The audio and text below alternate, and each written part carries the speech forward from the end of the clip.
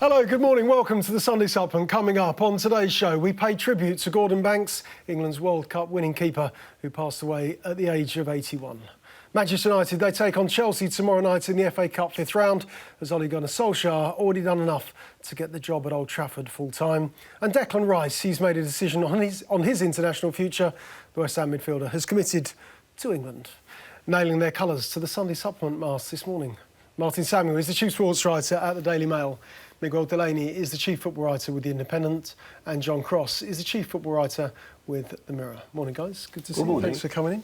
I see you've gone for the Mourinho look this morning, Crossy, with the little touchline base layer. I was expecting a cold studio. I like it. I've not forgotten I've got it on rather than a fashion statement.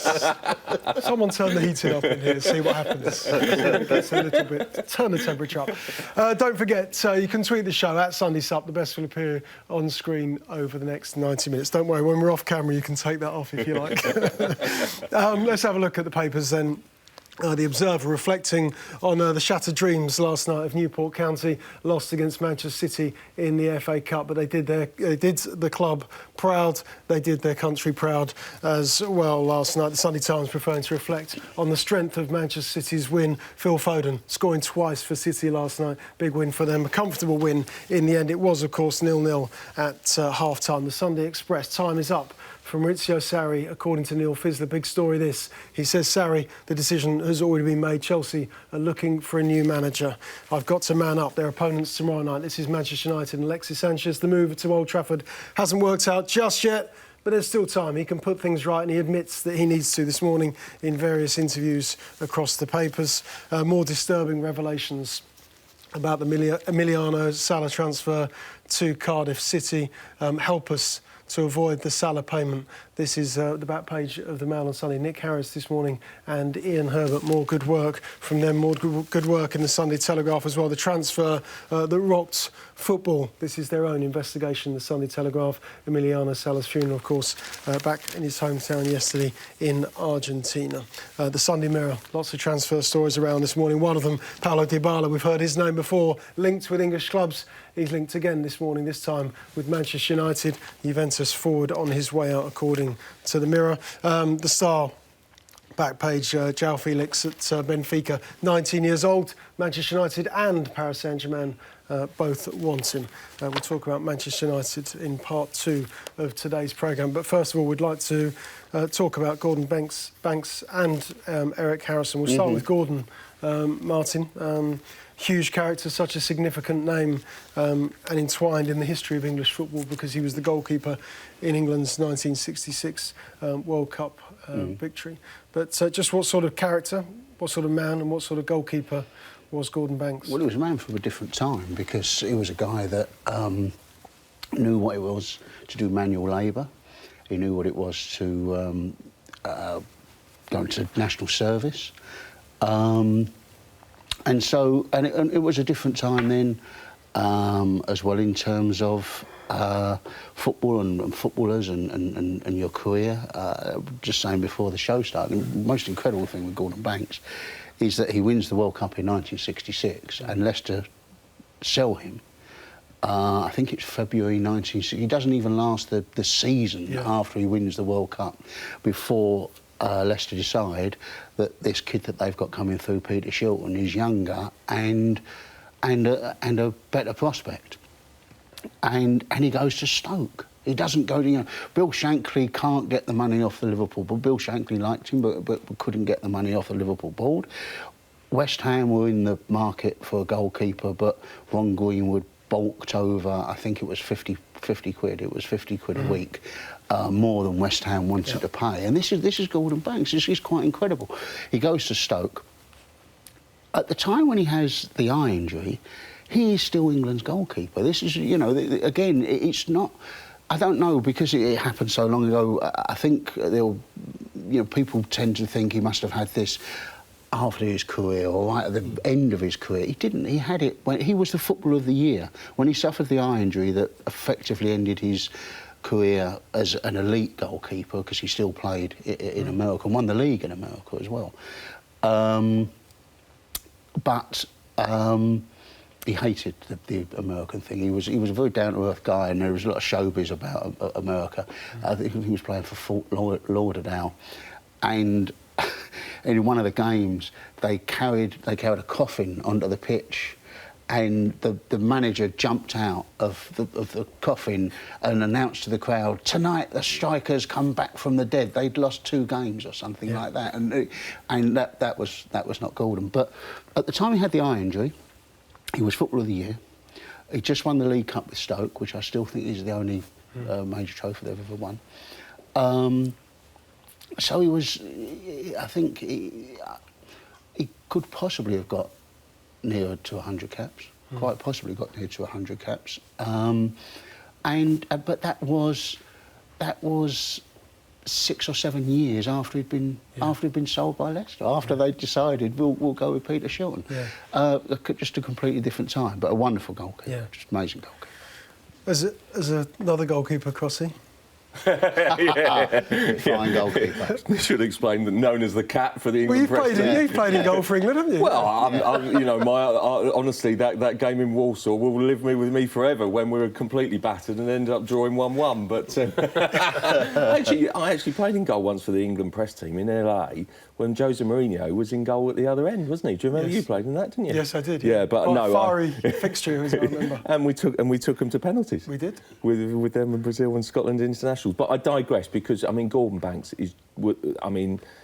As soon as you pay tribute to Gordon Banks, then you immediately think of that save from Pelé, don't you? And that wonderful, iconic piece of commentary. What a save! I mean, it's been played out throughout this week, and rightly so. It's just an astonishing it's one of piece those, of goalkeeping. You don't tire from.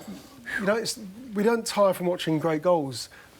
That's the save that we don't tire from watching. We don't, because we still, every single time that you watch it, you wonder, how on earth did he do that? Because not only does he get to the ball by covering so much ground, it was fascinating listening to Peter Shilton in the week talking about that, about the rock hard ground, and the sort of the extra sort of kind of challenges that threw up. He gets himself across the goal, and he's still got there, but he's still going in, even if he gets it, because how on earth does he get it away from the goal? And with that, he still manages somehow to scoop it up and over the bar. That's the incredible thing. It's an astonishing save. I think it's the best save of all time, without a shadow of a doubt. The other thing I think that's really, well worth raising about Gordon Banks is that he heralded a wonderful golden time for English goalkeeping. Isn't it amazing when someone, I think, whether it be for a country or a club, sets a high standard, and that's the point, then that it inspires other goalkeepers for a generation then to try and emulate that. So it did it, and he was followed on by Peter Shilton, who I think was without doubt then best goalkeeper in the world, quickly followed by David Seaman. Again, you could make a strong case for him being best goalkeeper in the world at his time. England had, I think, then the best goalkeepers in the world for quite some time, thanks, I think, mainly to Gordon Banks setting that standard. And what a gentleman! If you've ever had the chance to meet him, wonderful man, wonderful individual, and it's just a magnificent advert for English football. A wonderful human being, really, and such a sad loss this week. Yeah. We know, of course, he's one of England's greats, Miguel, but is he England's greatest goalkeeper? I suppose there's no definitive answer on that. He's certainly up there. But as much as anything, I think his place in history is secured not only, of course, by 1966 and that save, but as John touched on there, it's not just, I suppose, the way he inspired other goalkeepers. He was actually a landmark in history in that he was England's first truly long-term number one, then succeeded by another, and then in Shilton and another in Seaman, which is why I suppose maybe the post-Seaman era was to a degree almost so uncertain for a while, and it was something I suppose England hadn't been used to, not to have that fixed number one, which has maybe been addressed again now. But that basically goes back to Banks, and he was a proper historical landmark in that regard. In relation to his personality, actually, he played one game in the League of Ireland, and what you're saying about the USA, for St. Pat's, and when he was collected, there was a story about how they drove past the stadium, which at that point wasn't in great shape, and those in the car collected him basically said, "Don't tell him that's the ground." But of course, he was precisely the wrong sort of character for that. He didn't mind at all. No. In fact, probably preferred that to a lot of what he got in the USA. And that save, by the way, Gordon Banks didn't actually think that was his best save. He thinks his best save is, and I was there, I would have been there, you know, as a little kid. He thinks his best save is West Ham versus Stoke in the League Cup semi-final, and it's a Jeff Hurst penalty. And he's already conceded one to Jeff Hurst in the first game up at Stoke. And Jeff Hurst had one way of taking penalties, which was to absolutely leather it into one of the top corners, you know. And that's what he'd done in the first match, and scored. And then they get a penalty in the last minute. If West Ham score it, they will go through to Wembley. Stoke don't go to Wembley. Stoke don't win the League Cup. They don't win that trophy. And Hurst tried to do the same thing again, but didn't get it quite right. And so it was a little bit narrower than Gordon was expecting. So he dives for it. He's diving for the top corner, but then Hurst doesn't hit it quite into the top corner, and he had to adjust, and he does exactly the same thing. He manages somehow to push it over the bar. It's a phenomenal save. He regarded that as the greatest save he ever made. Yeah, great save, great man, great character, and great goalkeeper as well. It's Gordon Banks, who passed away this week at the age of 81. We'd like to talk about another big character in the game as well. Eric Harrison, synonymous, of course, with the class of '92, Miguel, and his work bringing through a clutch of brilliant Manchester United footballers. Another sad loss.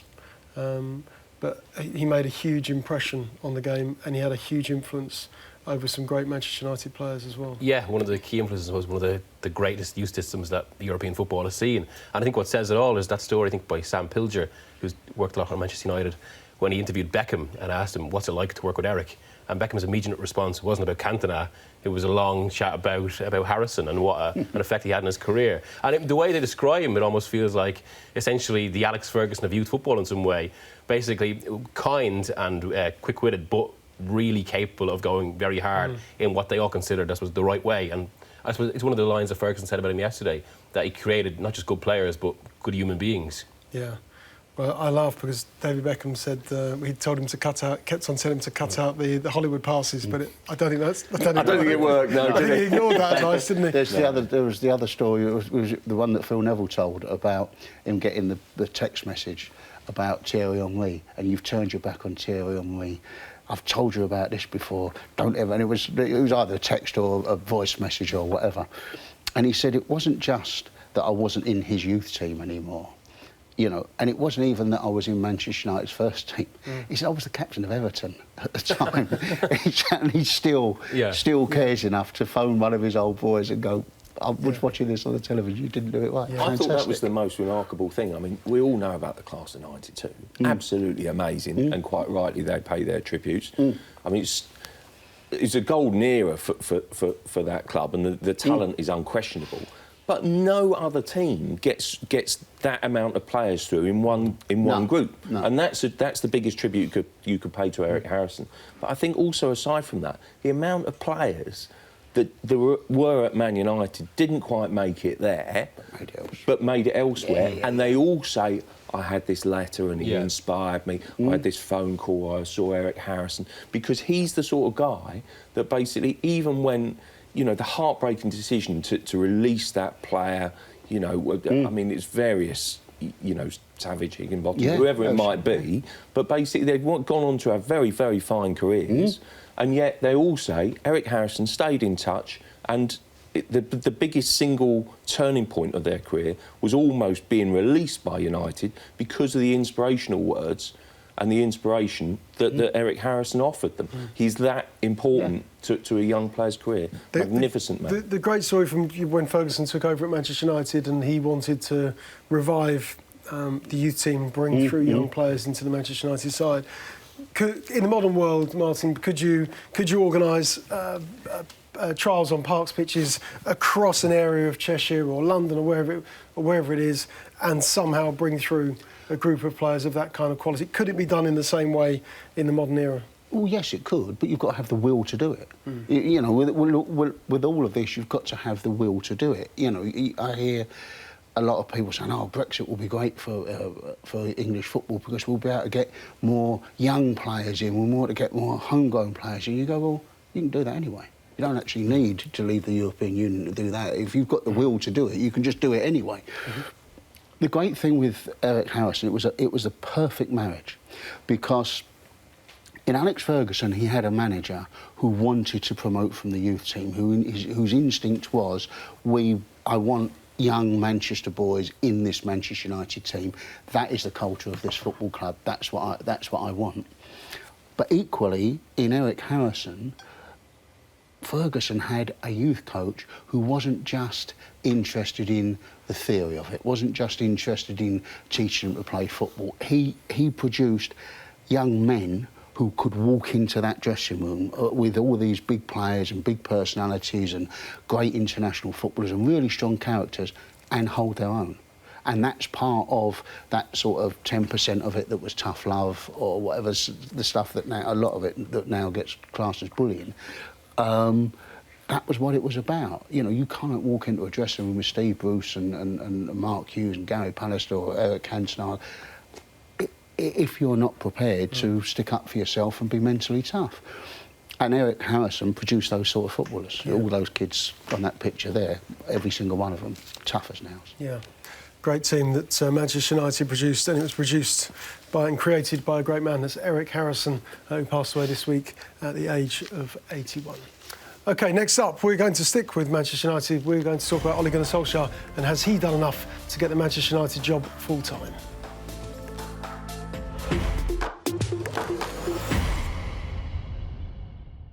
Martin's just been talking about whether he should get a pat on the back for all his hard yards over the years. No, not at all. Absolutely not. That is a complete lie. I just said that in journalism, no one tells you well done for the first 20 years of your career. It's like football. And the rest, not just 20 years. Yeah, well, there you go. Speak to yourself. But I mean, but that's, you know, there are some industries, there are some careers that have still got that old-fashioned culture, and football is one of them, and journalism is another. No one goes around telling kids, young journalists, "Oh, you're doing really well." You just find out if you're stuffed up. Yeah, simple as that. Manchester United, they stuffed up on Tuesday against Paris Saint-Germain. Crossy, what did we learn from that game in terms of Manchester United, where Manchester United are as a club, where the team are, where the squad are in terms of the profile, but also Solskjaer's handling of the game? Well, I think we learned that Man United as a squad probably needs some major surgery, I think. I mean, we shouldn't overlook the fact that Lingard and Martial both went off injured, and it completely disrupted them. I also felt that it highlighted the fact that they probably need strengthening, absolutely, in defence. I would say, you know, midfield as well as Matic, I think, has adapted and come on under the Solskjaer reign, who's alongside him. He's almost reinvigorated Matic. I also think probably exposed the fact that, squad-wise, you know, he's looking a little bit short, basically. I also think it highlighted the fact that PSG were smarter, shrewder. I mean, look at their squad. And they were missing, you know, Cavani and Neymar, and yet they've still got arguably the best squad in the entire Champions League. Is whether, I guess, the question will be whether they can utilise that. Do any of us think that PSG will win the Champions League? Probably not, absolutely, you know. But I think that Man United are still very much a work in progress. And I think that Solskjaer has made such a difference, such an incredible difference. But I also think it will raise questions about where the squad is, and it needs reinvigorating this summer. It will also highlight the fact that I think that Man United are right to leave it until the end of the season or towards the end of the season before making a decision finally on basically the next permanent manager. I think that Solskjaer is absolutely in pole position for the difference that he's made.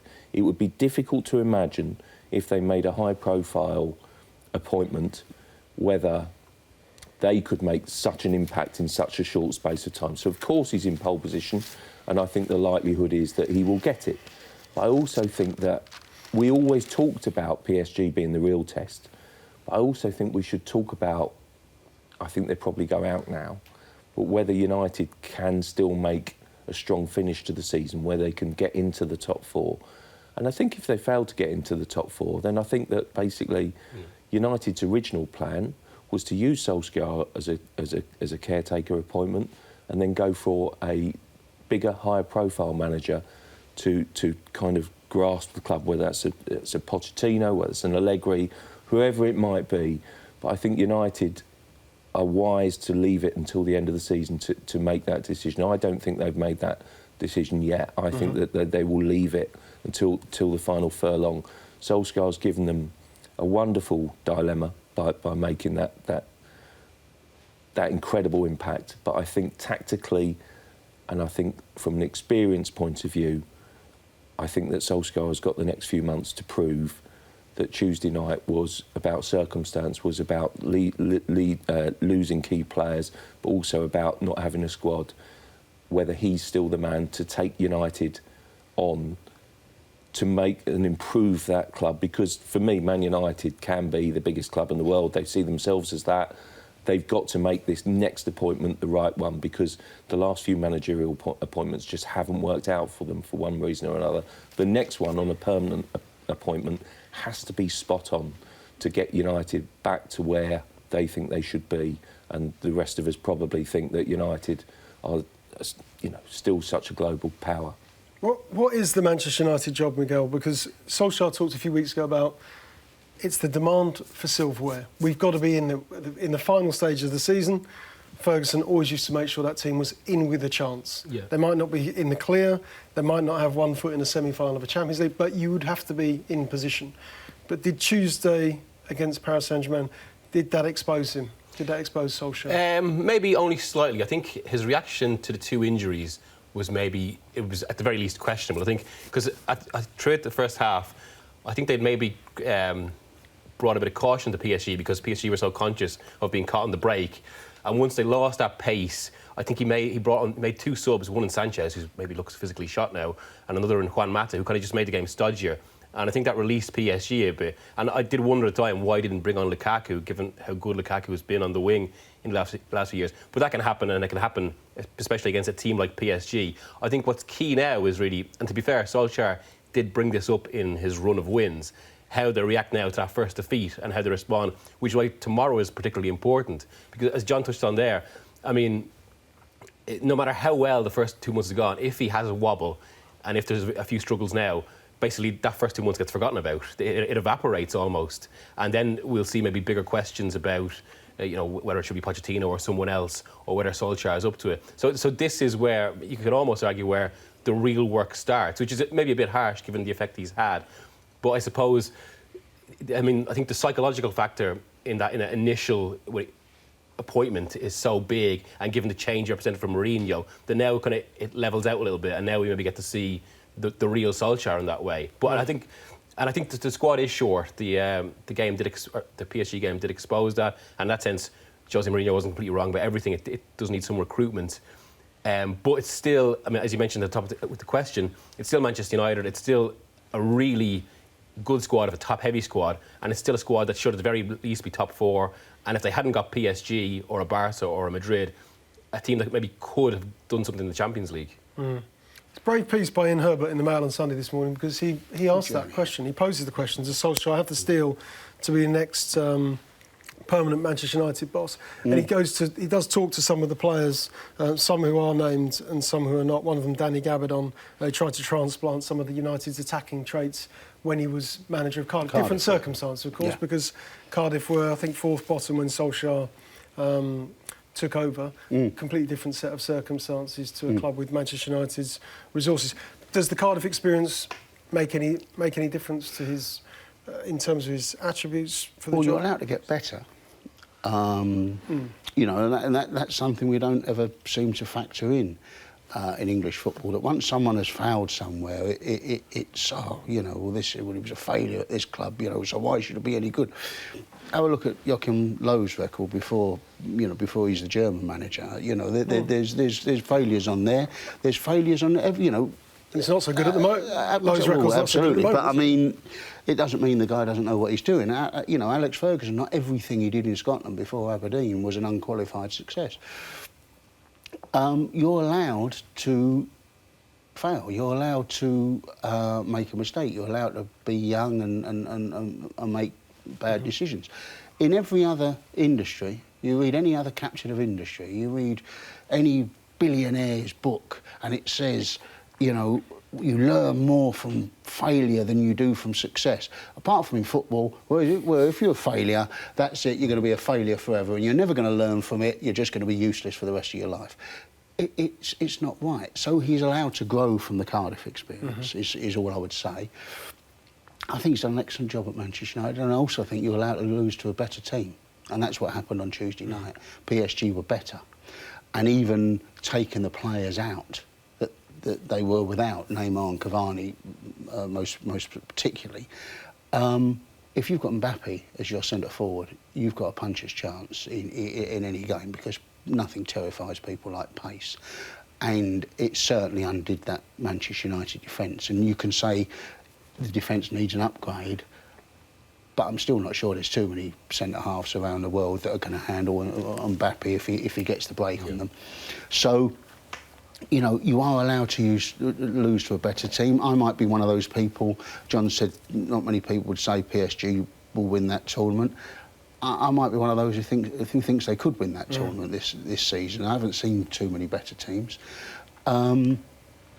So I don't think you can read too much into that one result against the body of work that went before it, which was a really solid body of work. And I know winning against Huddersfield and Cardiff is not like beating PSG, but that was a club that you no longer could guarantee would win against Huddersfield and Cardiff. That was, you know, people are forgetting what Manchester United were like when he took over. And I'm not Jose Mourinho's biggest critic, but at that point in time, you couldn't actually guarantee they'd beat Cardiff. Yeah. And he changed that. Now, I totally take the point about you've got to see what happens in the next few weeks. They've got Liverpool, they've got Chelsea. You know, Man City's coming up quite soon as well. They're big matches for him. But I don't think you can rule out the last 2 months on the back of a defeat against a very good team. It is Liverpool next week. It's next Sunday, isn't it? Yeah. So, guys, which is... let's have the debate here quickly. Which is the bigger game next Sunday? Carabao Cup final between Manchester City and Chelsea, or Manchester United at home to Liverpool at Old Trafford? We're having this debate in the office, basically, which should we go to. I think United-Liverpool is more consequence, even though the other one's a trophy, in terms of what it means as opposed to more trophies to come. I think United-Liverpool's a bigger match. So you'll go to United next weekend? It depends on the trains. I'm down for Wembley.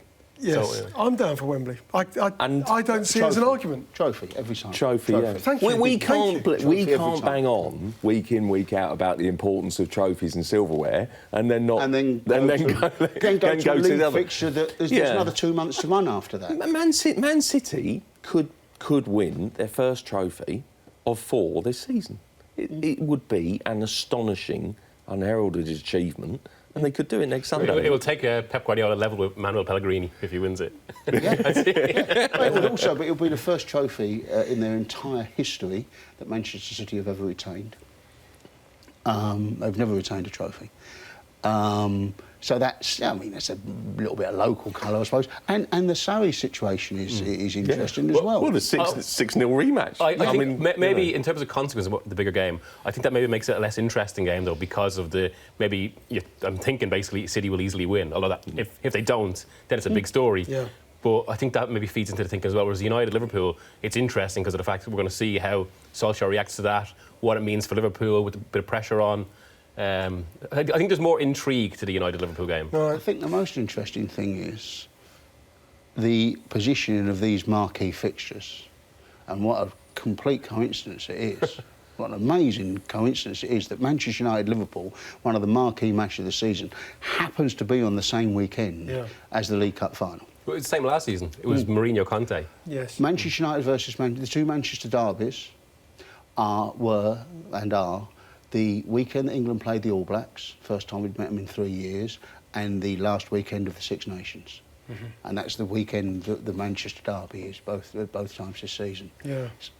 What on earth are you suggesting? What an amazing coincidence. And you know, next week, Who would have thunk it? it's around this time of the season that the Mail will do their big special on don't move from the sofa. This is what channel everything's on. So this is the weekend you won't move. I would like to. Martin mentioned Mbappe actually, and just like a word on him as well, because he's one of the most. Having seen him at Monaco when they destroyed Manchester City, and I know that. City put themselves in with a chance in that game at the Etihad, but over the 2 games he was exceptional. And we're going back 3 or 4 years ago now in the Champions League. Yeah. But on Tuesday night he was electrifying again. Is he one of the most, and doesn't have to be the most, but is he one of the most exciting young players that you've been privileged to witness his development? I think he's probably the most exciting of this particular generation. I also think that the pace he showed on Tuesday night was astonishing. It hasn't been... But the goal was remarkable because you just saw it coming from so deep. Yeah, and you're talking about the game at the Etihad, aren't you, when basically Monaco played there. His power, his pace, his acceleration just blew you away. I think he was off the left that night, wasn't he? If I remember. Yeah, he was, and he's just an astonishing player that PSG are incredibly, fortunate to have him, and he's just... He reminds me of Thierry Henry. I think he's got that pace and power and electric nature of him. The spectacular nature of his goals sometimes as well sort of makes you think of that. He's one that will get you out of his seat every single time. And the fact is that there can be no debate about his greatness because he's already won the World Cup. I mean, it's just amazing. How has he done that so early in his career? He's just an amazing player. I've seen him a few times now, but every time, and it struck me on Tuesday night, it's the ability of his acceleration to take your breath away when you see it in the flesh. I mean, I only saw the original Ronaldo late in his career, so he didn't have the same burst.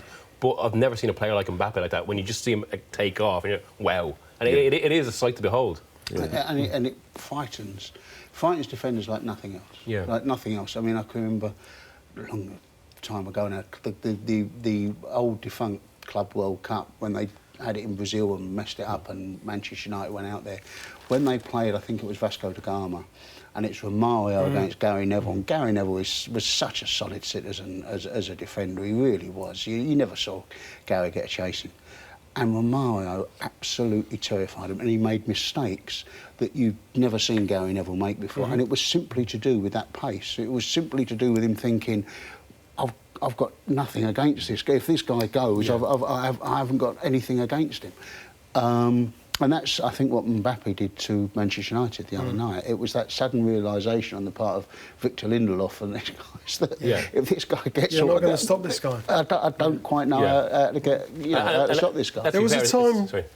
Sorry, guys. There was a time when we'd say that about Alexis Sanchez a long time ago, when he was probably when he was at Arsenal. I think probably we'd talk about his last good game or great game or most influential game. What's happened to him, Crossy? Somewhere along the line, he seems to have lost his, motivation, determination. I mean, it's interesting that he has obviously given an interview, which is, across some of the papers this morning, talking about, he's got to man up, he's got to show a desire and a determination to get back to where he was. But he just seems to have completely lost all confidence. And yes, I think you could argue that basically he's gone to Man United at a really bad time. I mean, Man City were in the mix for him, and you do begin to wonder, well, you could either see it as Man City have dodged a bullet or whether basically Guardiola would have actually got him playing, which I suspect would be the latter of the two. But he's a player who's played at such a high intensity and incredible level throughout his career.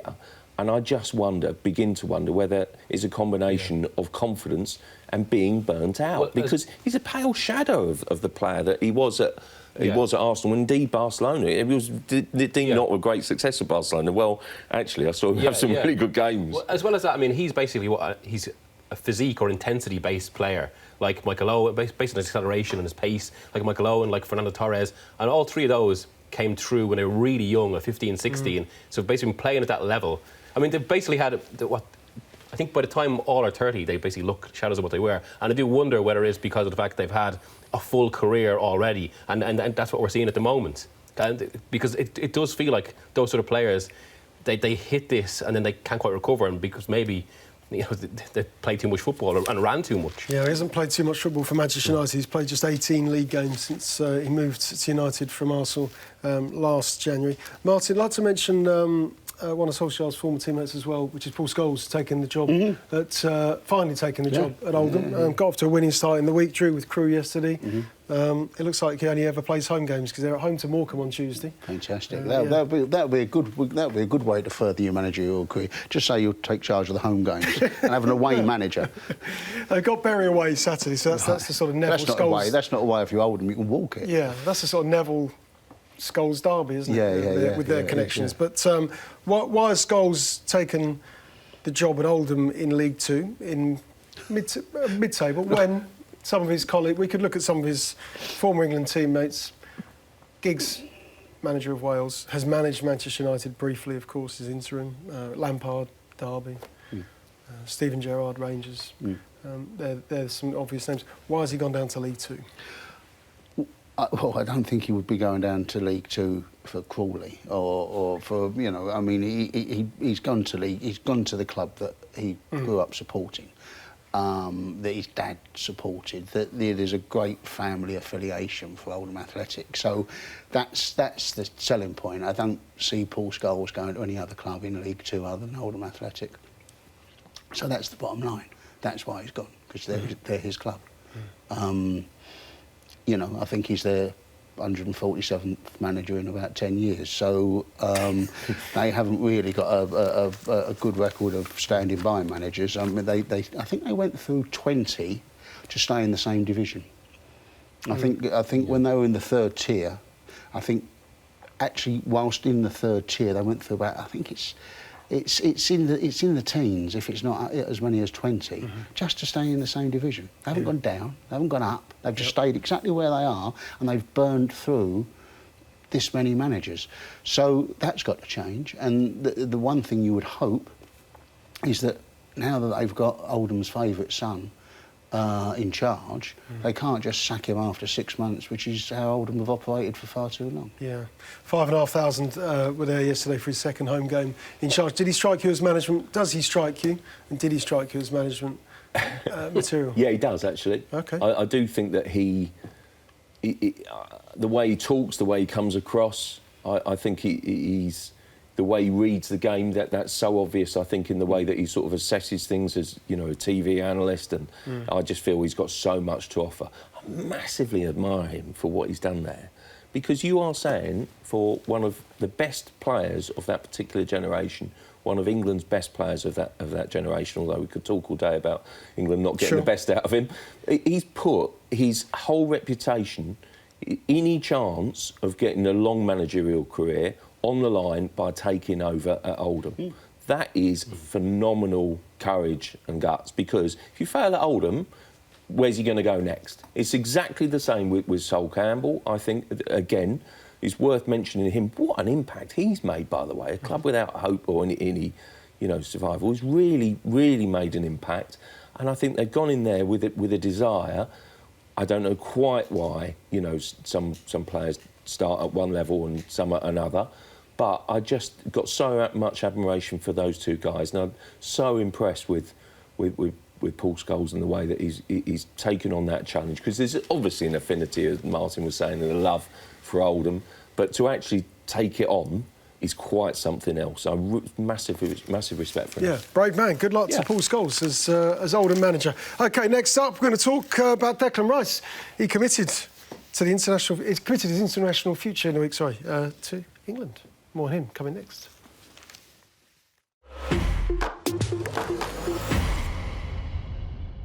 Welcome back with us this morning, Martin Samuel, Miguel Delaney, and the Jose Mourinho tribute man act, John Cross. I'd forgotten he was on. I gave you an opportunity to take it off, and we're now into part. You've no chance now. We're into the third part. Forget it. You've got to keep it on. Let's remind you what's in the papers this morning. The Observer, shattered dreams of Newport County, but they played well last night. They did lose 4-1 though against Manchester City. It was 0-0 at half-time. Phil Foden scored a couple of goals for him in a Manchester City shirt at Rodney Parade. Good stuff in the Mail on Sunday yet again from Ian Herbert and Nick Harris. Help us to avoid the Salah payment Interesting read this morning. Cardiff seeking the club's advice, other Premier League clubs' advice on that £15 million transfer. The inside story is in the Sunday Telegraph. Papers keep going at this story. Time is up from Maurizio Sarri. That's the Sunday Express this morning. Neil Fizzler says that it's over for the Italian coach. Chelsea are looking for a new manager. I've got to man up. This is the back of the Sun. Alexis Sanchez is interviewed in several papers this morning. An interview appears in several papers this morning. He's got to improve, and he accepts he's got to improve. And what about this story? We'll come on right onto this now, which is Declan Rice. If you can see at the top left-hand corner of the Sun this morning, his dad's unhappy at the switch. Of course, Declan Rice has played for the Republic of Ireland. He announced this week that he was committed and available to play for England. Miguel, talk us through the Declan Rice situation. We'll talk about the juxtaposition of the two countries, but his own personal decision. How do you feel about it? I suppose from an Irish perspective, I think not from the accent, disappointed, and yet I can completely understand it. So there is maybe a bigger question of the issue of how you can play for or get caps from one nation and switch to another. But I actually think that is a progressive step. I think that's probably an unpopular opinion, because I think we're increasingly in a world with dual nationalities, and I think it reflects the fact that that situation can change. But I suppose with Rice, I mean, he's played, I think it's 27 caps in all for Ireland right through the age groups. The FAI approached him quite young, I think, when he maybe had a little bit of misfortune earlier in his career, and it didn't look like he was going to be as good. And I think that's why a lot of the reaction from Ireland has been so negative, not just that we've lost a player of such quality, but I suppose there's the view that they were giving him a chance when England wouldn't. And one perspective has been that as soon as a bigger nation has come along, he's taken it. I think it's a lot more complex than that, I have to say. I think it's always very difficult for someone with dual nationality in that way. But I mean, ultimately, being of dual nationality myself, Irish, Spanish, I think one thing that's been said in this, that he's basically allowed commercial concerns to dictate his career. That's why he's left Ireland to go for England, because it'll prove better for kind of contracts, for endorsements, for all the rest of it. But ultimately, I think if you are of dual nationality, it's actually emotionally often very difficult to separate the two countries. So it's not that... I saw he got criticism from some quarters, from some former Irish internationals, about how he described himself as a proud Englishman. But ultimately, I think in that situation, he's both. He's a proud Englishman and a proud Irishman. And when you can't separate it emotionally, I think it's obvious that pragmatic concerns will come into it. As much as anything, who's going to give him a better chance to play in the World Cup? And at the moment, that's by far England. And ultimately, I suppose, he's been with the Irish squad a lot. And if you compare the two now, one is made up of largely Championship players, the other is made up of Champions League players. There's talk about his dad there. Obviously, there's a lot of familial concerns for him. But if he does feel as English, if he does Irish, I think it's the obvious decision for him. It's just unfortunate the way it's come about. Crossy? I feel really strongly about this, in that I just think that when Declan Rice played for Ireland, he didn't have a choice to make. England, when they were interested, and obviously I think myself included, we were all a bit surprised when, I think it was last August, suddenly emerged that basically Declan Rice wasn't in the Ireland squad because he'd had a call from England. And suddenly he's got a decision to make. And I just feel we live in a different world now. I hear sort of former internationals and so on talk about, oh, you should be so proud to play for that country once you're committed. And that's fine about sort of kind of, with all due respect, about 15, 20 years ago, longer even. But we live in a very different world now, where I think a lot of kids will grow up here, and I would draw on examples like a Wilfried Zaha or Alex Iwobi, for example, and they will definitely come through the English system.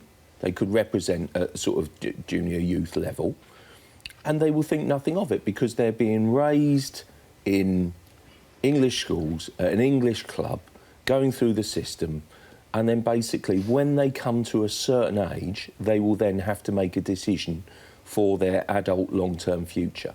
And I don't see anything wrong in that.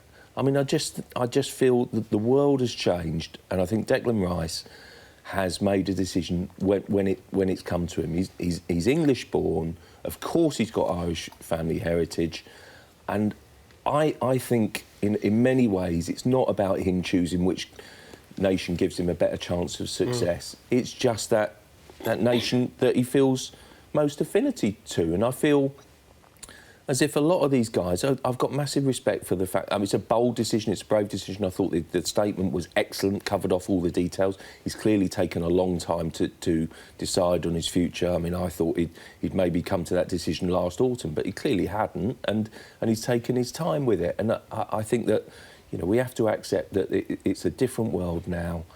You know, people will choose nations that they feel particularly proud of, and blimey, all this Brexit debate makes you suddenly think, well, do you feel so much pride in playing for a British country? Do you feel as if you want to belong? And I think that the more and more, increasingly, a lot of youngsters will probably rail against it, actually, and think, well, if I've got family heritage from wherever, then actually I'd rather play for them. And it's just, we've got to accept that basically England and the FA are going for more and more players who've got connections or played elsewhere, and vice versa. I just think that the world has changed. I hear so many former pros this week talk about it, so damning about it. Well, that's from their generation. Declan Rice is from today's generation, and I just feel that he only had a decision to make when England came calling, and he's made the decision that he feels most affinity to, and the right decision, I think, for his future. How complicated is it, Martin? Because I go back to it a few years to remember the Jack Wilshere interview, the English is English interview up at St George's Park, when that was Adnan Januzaj, wasn't it? There was talk of Adnan Januzaj playing for England. And Jack Wilshere was very vocal that day, and he was admired for what he said. But if we moved on, are we a lot further down the track than that argument these days? We're a lot further down the track. Whether it's good for international football or not is another matter, because this is a club decision. This is no different to a club decision. This is, you're at West Ham, and eventually anyone who watches Declan Rice will know he will move on from West Ham. Unless West Ham can find a title-winning team somewhere in the next 2 or 3 years, so he's going to go. Yeah. And this is a similar sort of thing, because the other problem is, Ireland have got a policy. They specifically target young players with dual nationality. Wales are now doing it a lot more under Ryan Giggs. And so you are always going to have this problem long term, where you target somebody at 14. Declan Rice is deciding he's Irish before he's deciding what his GCSE subjects are, and then suddenly when he's 18 he's got options, and the granny rule was originally there to give people choice who didn't have choice, people who weren't being picked for their own country, and if they had a grandparent from another country, that might be a route into international football. It wasn't there so that you could have a look at everyone's passport and see you can claw somebody out of that system and claw somebody out of that system.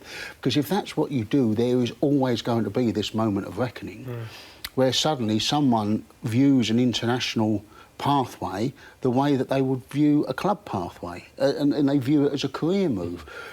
And if you've got any sort of traditional sense of international football, you always think it's about more than club, it's about more than that. But that is, if you do have dual nationality, then I think it's impossible not to look at it like that. Absolutely. Because you don't have what most people think is a traditional view of nationality. It's a split, which is why I think it's more difficult. And I think a lot of criticism has been unfair on Rice, because it's basically imposed people's... and I've seen this a lot in Ireland, to be honest, and I think it has brought out, among a minority of the response, it's brought out almost a Brexit-style strain of nationality in Ireland. But basically, people try to impose their interpretation of nationality on someone else who has a completely different sense of it. But there's got to be... See, this is the only thing I would say. I totally agree with Will, but you have got to have certain parameters with international sport. Otherwise, there's no difference. Otherwise, it is no different to club sport. Otherwise, 100 metres on the 100 metres line at the next Olympics, put everyone in a white vest with a number on it and just congratulate the winner by his name. And forget about countries and stuff. Unless international sport has a little bit of the best of ours against the best of yours, then there's no point to it. Then it's just club sport. Yeah. Well, if the problem would be the distance. If you're a young man, the Zaha in example would be 14, 15, 16 years old, playing for Ivory Coast junior team. Is he realistically going to travel between continents? That's Raheem Sterling. When people say, "Oh, but Raheem Sterling's Jamaican," he was here from the age of 5. How the hell can Raheem Sterling be scouted and picked up and play for Jamaica's under-14 team? So he's gone through the school system here and stuff. Every case is different. This is my point, and it's very difficult to put.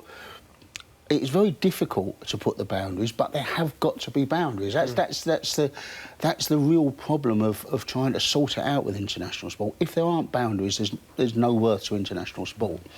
But putting the boundaries in, when you think that Januzaj could have played for Kosovo, Belgium, Albania, England by residency, therefore all of the British Isles, I think, by residency. Yeah. I think he could have played for about 7 or 8 countries. I mean, so that's the problem you've got. You're trying to put boundaries on a system that's as fluid as that. We wouldn't have, I don't think, embraced Januzaj in the way that we will with Declan Rice. I think Stan Collymore in his column today raised a really good point in that basically he's talking about you have to make a decision on basically at some point, and you have to nail your colours to the mast. I don't know whether that's your first senior professional contract in terms of it's there in the contract, nationality, and then whatever it might be. I think 18's too young for that. But basically, why not do it? Why not do that? I think that would be some way of taking it forward. I think the current system works quite well. I think it keeps those boundaries, or it matches up to those boundaries quite well. I think allowing friendly caps to or that you can still have one move after friendly cap, I think is fair because it recognises this fluidity. And also, I mean, OK, in this case, the smaller nation has lost out, but I actually think it'll benefit smaller nations in the long term because how many cases are there, and Zaha would have been one of them, that a bigger nation basically just locks a player in forever through one friendly cap that they can give away so readily, whereas now there's a bit more openness. Good debate, guys. Sorry. I just want to make one more point. If you were the Irish resident, Irish-born player in that position as well. So this is the other thing that I don't like about the idea where you're trying to exploit dual nationality, and you see it in Great Britain with the athletics and stuff like that. That if you're the kid in that position and you've been working your whole time and whatever, and then they suddenly go, right, well, we've clocked someone's passport and we're getting them over, and you must sit there and think, well, what about me? What have I done wrong? And I feel the same when you see the record books being rewritten in British athletics by runners that we've got over from America and stuff because they can't get in America's team, but they're going to be the fastest thing out of this country. It's not right. I don't like. I never ever think of it in terms of blaming the individual. I always think of it in terms of the administration behind it and the way they're exploiting the rules, and I don't think that's right. No. Sure. OK, good debates on Declan Rice, of course, who committed his international future to England this week. OK, next up, we will get round to Chelsea. We'll also talk Arsenal and Tottenham. That's coming next.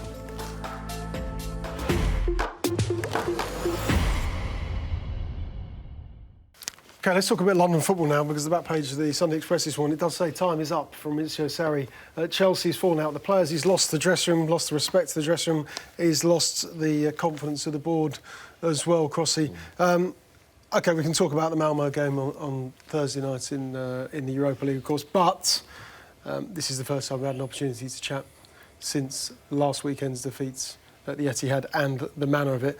What was your assessment of the result and not only the result but also the application? Well, it looked to me a set of players who had no faith in either the manager or the manager's principles. The way that they just conceded and the way that they surrendered was pitiful, frankly.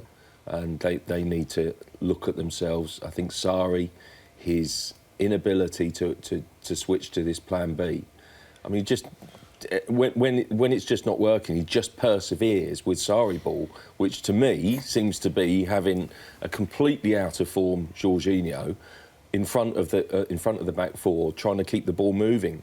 But he never seems to instigate in anything really. It's so frustrating that they have, I think, arguably the best anchorman defensive midfield player. No, it's an old chestnut. N'Golo Kante there. But it's true. Yeah, absolutely. He's being played out of his position for the expense of someone who's there as a pivot in front of the back four, just trying to get the ball moving. It's clear that the players, you can see it through the performance, that they do not believe in the system or the tactics. And I just feel that increasingly, Sarri, this constant thing about, I don't know whether I can motivate the players.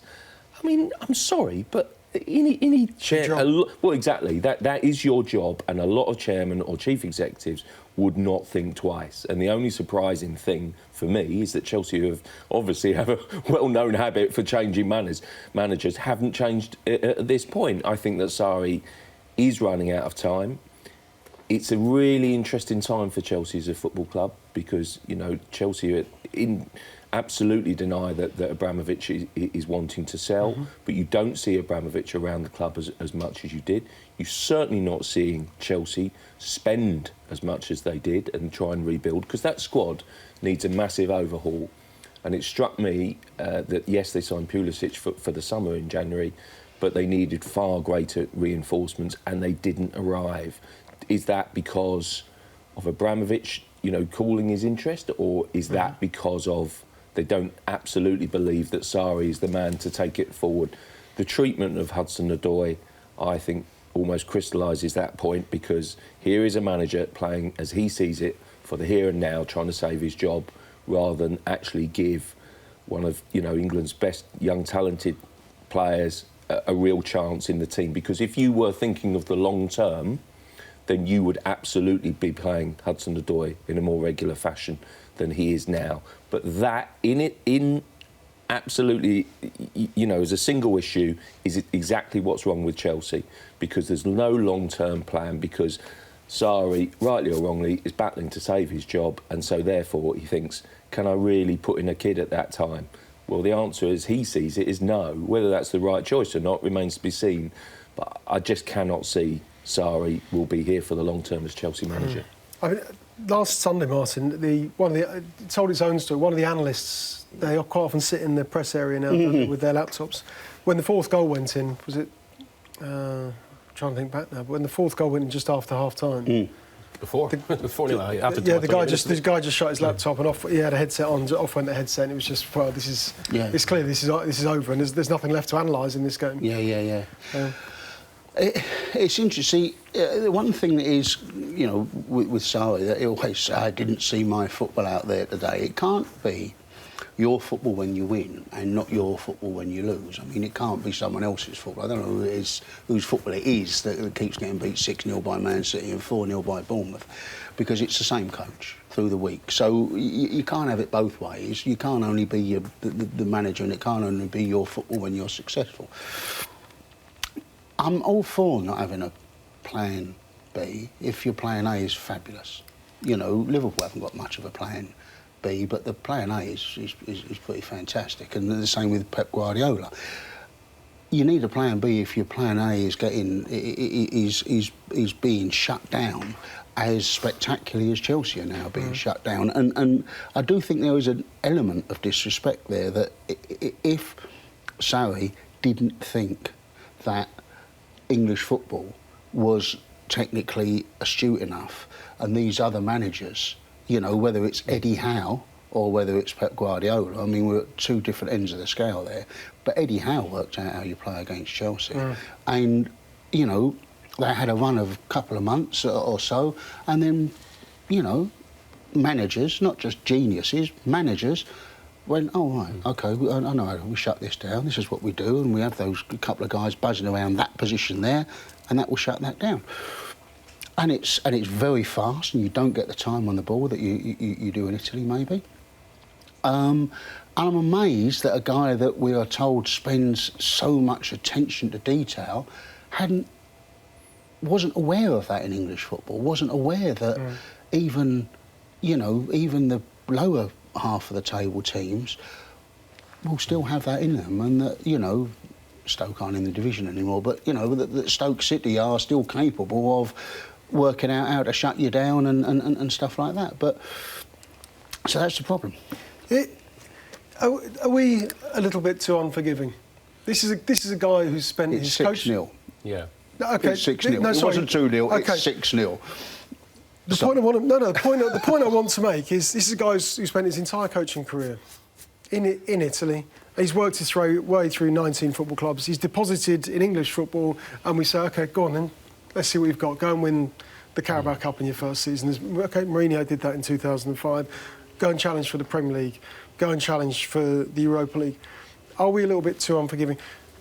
Because if we were in his situation and we were, OK, dual nationality Miguel here, but let's say you were let's say you suddenly transported to Italy to work for Tutto Sport, it would take you a few weeks to get to grips with things, wouldn't it? But that almost brings up a bigger question, which is one of Chelsea's vision. In terms of unforgiving, I suppose you could say that's top level football. Get used to it, but equally, sometimes if you want the best, it requires a leap of faith, a bit of investment, and in that regard. And in terms of the dressing room of revolt as well, I mean, there's two perspectives. One of the perspectives which would blame Sarri would be that some of the players are apparently complaining that there's been an overload of instructions now. That he started off quite lightly in terms of his football, and now there's just too much, and the players can't cope with the info, and it's resulting in what we saw against Man City. And the other view is, having come from Italy, that, and maybe unlike, say, the squad that was given to Pep Guardiola when he took over at Man City, having signed players like De Bruyne and Sterling, he doesn't have a group that's tactically intelligent enough. But ultimately, what that comes down to is the manager doesn't fit the players. And I suppose in the wider debate about directors of football, is ideally, when you appoint a new manager, it fits into an existing philosophy of the club. I think that is a bigger issue with Chelsea right now. If Sarri had a squad maybe more conducive to him, and maybe a Chelsea that was a bit more stable, I think this could work better. But at the moment, he is just one of many issues at that club. Yeah. Big night for him tomorrow night. There's no question about that. It's the FA Cup fifth round. It is Chelsea against Manchester United at Stamford Bridge. OK, next up, John Cross Park. Let's talk Mesut Ozil and Arsenal. It's coming next.